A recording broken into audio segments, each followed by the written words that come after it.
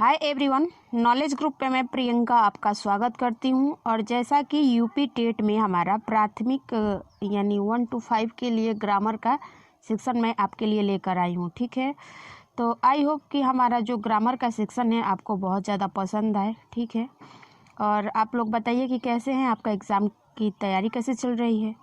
I hope कि आप लोग बहुत अच्छे होंगे और आपका एग्ज़ाम की तैयारी भी बहुत अच्छी चल रही होगी। ठीक है, तो आज जो हम पढ़ेंगे टॉपिक जो है आज का हमारा काइंड ऑफ एडवर्ब से। ठीक है, अगर आपको काइंड ऑफ एडवर्ब से रिलेटेड वीडियो चाहिए तो नॉलेज ग्रुप प्रियंका के नाम से हमारी चैनल चलती है, वहाँ पे जाके प्लेलिस्ट बनी हुई है प्राइमरी स्कूल ग्रामर के नाम से, आप वहाँ पे इजी में देख सकते हैं। ठीक है, तो हम सीधे टॉपिक पे आके बात करते हैं कि आज जो है एडवर्ब में हम इन्वर्जन के बारे में जानेंगे। किसके बारे में? तो इन्वर्जन में। ठीक है, इन्वर्जन क्या होता है आइए जान लेते हैं इसके बारे में। जैसे वर्ब का सब्जेक्ट से पहले आ जाना इन्वर्जन कहलाता है। जैसे एग्जाम्पल, राम इज डांसिंग। ठीक है, तो देख लीजिए इसका इन्वर्जन का कैसे यूज हो रहा है सेंटेंस। जैसे इज राम डांसिंग, तो क्या है?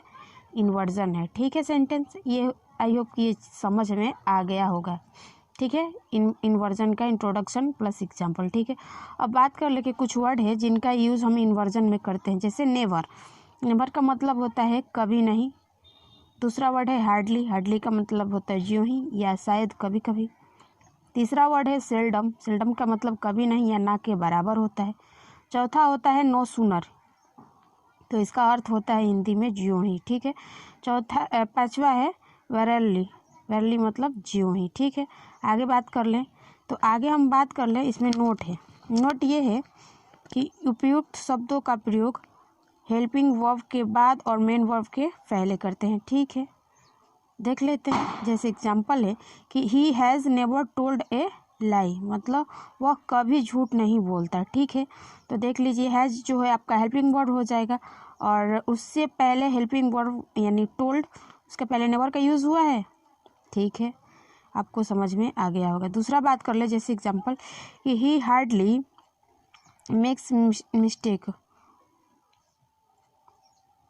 तो देख लीजिए मिक्स जो है यहाँ पे मेन वर्ब का रोल यूज़ कर रहा है आपका। ठीक है, तो ये आपको समझ में आ गया होगा। आगे बात कर लेते हैं हम इन्वर्जन से रिलेटेड। आगे नोट है कि यदि उपयुक्त शब्दों का प्रयोग वाक्य के शुरू में हो जाए तो इन्वर्जन का प्रयोग होता है। जैसे नेवर हैज़ ही टोल्ड ए लाई, तो देख लीजिए शुरू में यूज़ हो रहा है जो वर्ड है। दूसरा एग्जाम्पल देख लीजिए, जैसे hardly does he make mistakes या secretly do I go to market. ठीक है, तो यहाँ तक आपको समझ में आ गया होगा। आगे बात कर ले नोट नंबर 3 पे क्या कहता है आपका नोट नंबर 3। तो नोट नंबर 3 आपका ये कहता है कि हार्डली, सीक्रेटली, रेयरली मतलब ज्यों ही से बनने वाले वाक्यों के साथ अगर कोई दूसरा वाक्य जुड़ जाए तो उन्हें वेन का अर्थ होता है कि से जोड़ते हैं। ठीक है, कोई तकलीफ की बात नहीं है भैया। आओ एग्जाम्पल के अकॉर्डिंग समझ लेते हैं। जैसे एग्जाम्पल है आपका कि he hardly beaten her when she began to cry, मतलब इसका अर्थ होगा कि वह ज्यों ही उसको पीटने के लिए गया कि वह क्या करने लगी, चिल्लाना शुरू कर दी। ठीक है, दूसरा एग्जाम्पल देख लेते हैं। जैसे अगर आपको और इस सेंटेंस को हमें इन्वर्जन से बनाना है तो हम हार्डली का शुरू में प्रयोग करेंगे, तो हमारा सेंटेंस बनेगा कि hardly had he beaten her when she began to cry, तो मतलब जो ही क्या वह पीटने गया कि वह क्या की, चिल्लाने लगी। ठीक है, दूसरा एग्जाम्पल देख लेते हैं। दूसरा एग्जाम्पल है आपका कि she had secretly taken her meal when it began to rain, अगर हमें इन्वर्जन में बनाना है तो हमारा सेंटेंस बनेगा आपका कि secretly had she taken her meal when it is began to rain. ठीक है, तो आई होप कि आपको रूल नंबर 3 भी अच्छे से समझ में आ गया होगा।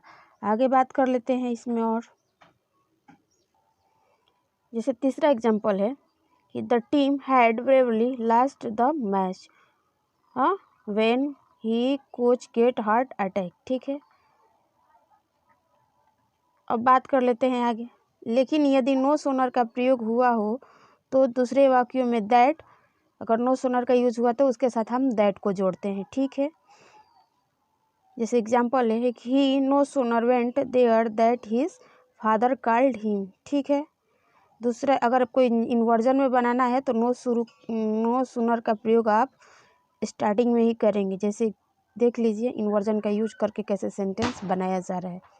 जैसे है no sooner did he go there his then father called him. दूसरे एग्जाम्पल में बात कर लेते हैं, जैसे he had no sooner spoken this word that his boss walked him, ठीक। तो दैट का यूज़ नहीं करेंगे, यहाँ दैन का प्रयोग करेंगे, तो इस तरह हमारा सेंटेंस करेक्ट हो जाएगा। तो ठीक है, तो इस तरह हमारा काइंड ऑफ वर्ब जो है, काइंड ऑफ एडवर्ब जो चैप्टर है द एंड होता है। आई होप कि आपको बहुत ज़्यादा ये सेक्शन पसंद आए। अगर पसंद आए तो लाइक, शेयर और कमेंट, और इसी तरह का लेटेस्ट वीडियो पाने के लिए आप हमारे चैनल को सब्सक्राइब कीजिए, ठीक है। तो आगे हम जो बात करेंगे इससे रिलेटेड क्वेश्चन प्रैक्टिस होगी, ठीक है। तो आज का वीडियो यही तक। Thank you and take care.